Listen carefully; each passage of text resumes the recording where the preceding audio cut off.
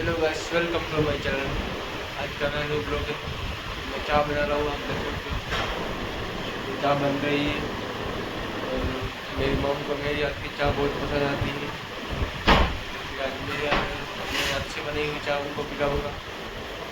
ठीक है, और बताओ अच्छी चाय कैसे बनती है।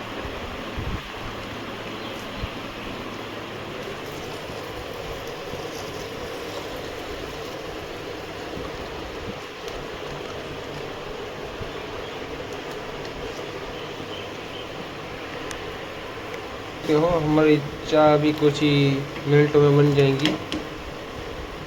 फिर मम्मी को चखा रहा हूँ भाई कैसी बनी है, देखो आप।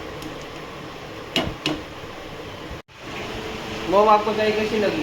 खटिया किस्म की चाहिए, इस चाय को कुत्ता भी ना पिए। अरे बाप रे, भागो।